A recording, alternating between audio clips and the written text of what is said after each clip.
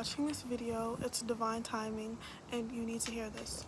So I wanted to talk about allowing your emotions and your feelings to flow through you like water and for you to flow like water, because essentially we are nature, we are the universe, and we should not allow anything to disrupt our flow. Anything or anyone, okay? So here are some habits I try to maintain, or mindsets, shifts, and beliefs that I try to maintain to allow myself to simply just flow like water. Know that nothing is everlasting. Nothing. Except, I guess, our souls. Would you say our souls are everlasting? I don't know. But nothing is permanent. Everything must come to an end. Everything. So when you are in a hardship, know that that hardship must come to an end. When you are even in a good situation, that's gonna come to an end too eventually. But know that nothing is permanent. That way you should not attach yourself to anything or anyone. Detachment is such a strong and powerful thing, and I think we all should try to practice it. Even if we may not know necessarily how to do so, learning to decenter people, men, women, family members, schools, academics. Like, I'm not saying that those things don't matter, but don't put it on a pedestal before yourself. That's what I mean. Another thing, allow your emotions to flow through you. If there is an event or situation or someone says something to you and it causes you to feel angry or upset, don't demonize these negative emotions, because they're just as beautiful as the positive emotions. Understand that these emotions are going to happen to you and you can't necessarily help it, so you should allow it to happen, because suppressed emotions can cause a lot of how do I put this? I don't want to say damage, but it's just not good to have suppressed emotions. So allowing yourself to feel these things and know that these things don't necessarily define you. Knowing that it's okay to feel how you feel, and it's so important to, once you have these emotions, once these emotions are present, to try at least understand why they're present instead of just ignoring them. Don't ignore your feelings. If someone says something to you, okay, I'm gonna give you guys an example. If someone says you're fat and you align with that belief, if you subconsciously believe that you are fat, if someone calls you fat, you are going to feel ashamed, sad, angry. You might feel all three of these, or you might feel only one of them. If you subconsciously align with that belief, if you are insecure about your weight, so when someone does call you or comment on your weight, you are going to feel a negative emotion.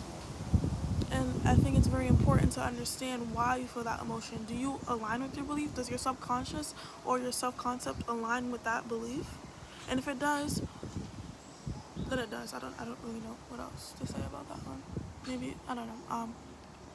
And then another example is if someone calls you an orange, or you know you're not an orange, so you would never take someone seriously if they said that, because your subconscious belief doesn't align with that you're an orange, because you're obviously not an orange.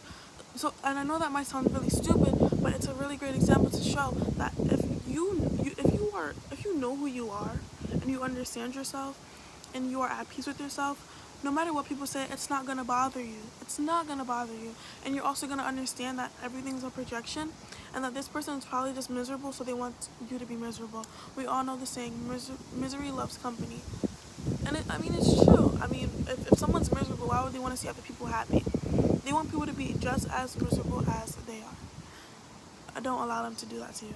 I have my handy dandy journal. Another habit is, oh my god, what was I gonna say? I think being in, oh my god, wait, what was this video about? Flowing like water. Flowing like water and just being happy and living life and not being serious. Okay, yeah. Sorry, I don't even know sometimes what I'm talking about, I swear to you.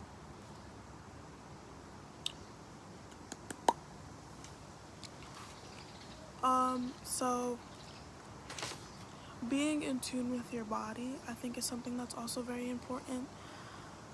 Understanding your body cues, your gut, your intuition, those things are very important. And when you understand why your body acts certain ways, I'm someone who has ignored my gut and my intuition when it comes on to certain situations.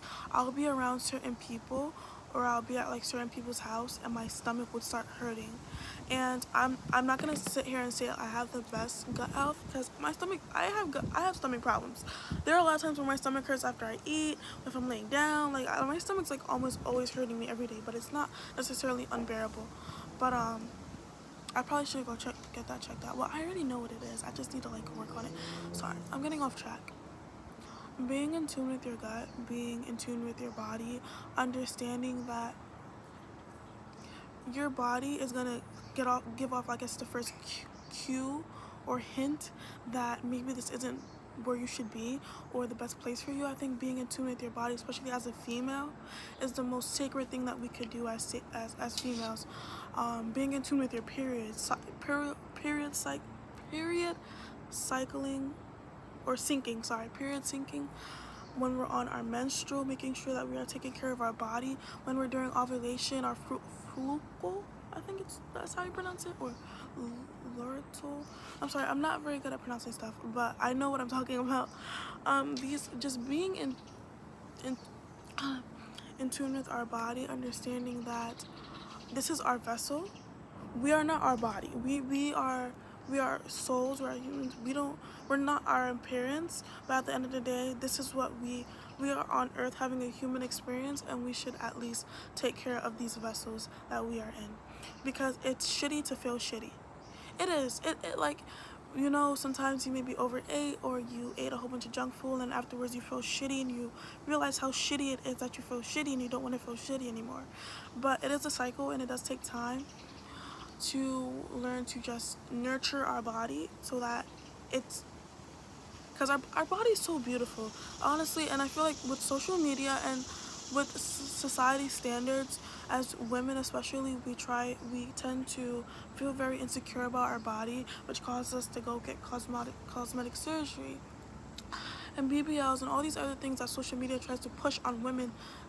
Like, they push these on women to think that a woman needs this in order to look good or feel good and all these other things.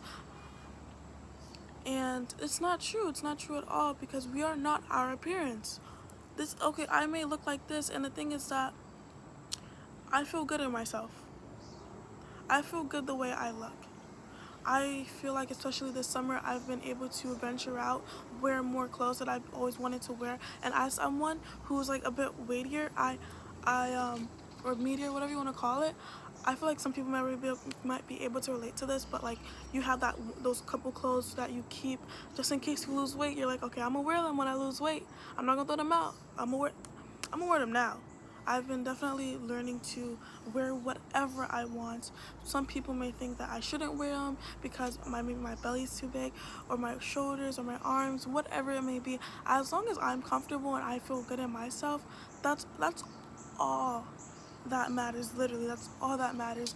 Understanding that you are the cause of your happiness, just as you are the cause of your sadness. And I'm not saying this to like, oh, this is all your fault, you should, blame yourself. No, I'm saying this in the sense of, you have more control than you think. You do. We always sit there and we think that life is always coming at us and attacking us, and that, oh, we're just dealt the wrong cards in life. And you make life is what you make it. That's what I want to say. Life is what you make it. I think I have a quote in here somewhere. Let me see if I wrote it down or not. No, I don't think I wrote it down.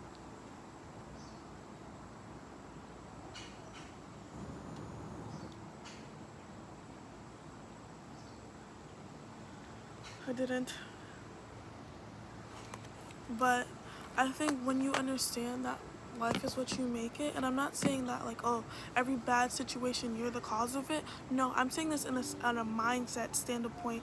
If you are in a shitty job, understand that it's either you can make the most out of the job and try to have fun at that job, or try your best to escape that job and find a job that's going to appreciate you and that's going to make you want to come to work.